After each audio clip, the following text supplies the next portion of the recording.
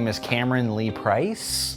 I have been in the industry since 2015 is when I started taking acting lessons. So I discovered TNG, it was about my 5th year into acting, I would say. This was 2020 when the pandemic hit. I was wanting to diversify my career a little bit.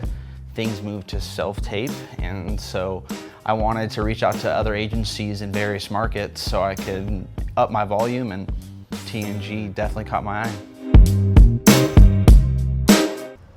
Sir, one more question and you're gonna have some trouble. Oh, no, not trouble. Step out of the car. See, all I did was ask a simple question, and now this big cop is Sir? telling me to get out of the car. You're under arrest. It was great, you know, he was very personal. I was in the transit bus and he introduced himself immediately to us, and, you know, we really were able to rehearse and work out the kinks. And, but he is a very dedicated man to his craft, and as soon as, you know, he was off book and we had the scene ironed out, not a single word was said, you know. He wasn't too nice to the police officer who he kills in the movie, you know, it turns out, right? Yeah. So I'm a sweaty boy in general. I'm a redhead, and so I'm a natural glistener. And luckily, Sympathy for the Devil was night shoots, thankfully. Being that my scene takes place at night, but also because of the elements. I mean, we shot Sympathy for the Devil. My first day was on my golden birthday, actually. I turned 29 on July 29th. And so everybody was like, wow, this is great. You're getting killed by Nicolas Cage on your birthday. But definitely there was a makeup artist with, you know, napkins or whichever blotting me. I was wearing a bulletproof vest as well for that. So I got 15 pounds on top of me.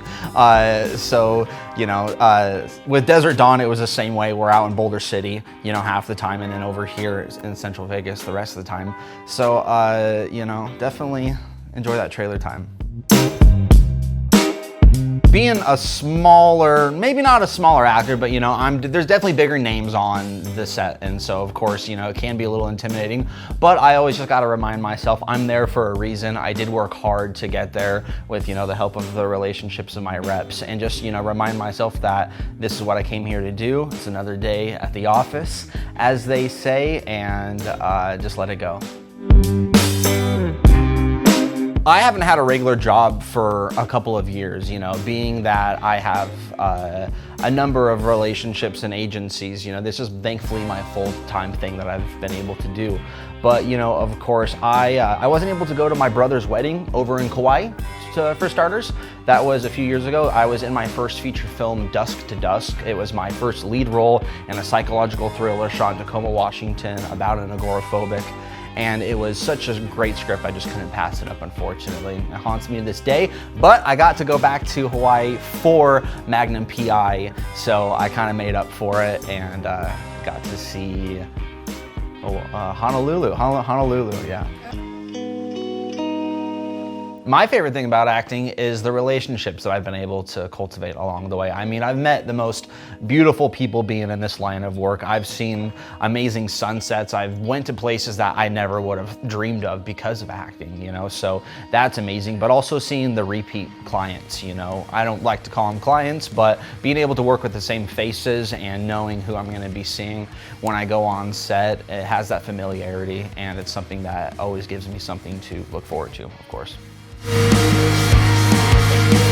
I think the worst thing about acting is probably the unknown. It's a lot of the stuff that I try not to focus on as an actor, probably the fact that you may be auditioning for this part and it's probably got an offer out already. You have no knowledge of that. You just have to give it your best whirl and hope that, you know, if you know, you don't book the part, you book the room, as they say, and you really make a great impression with whoever's watching that tape.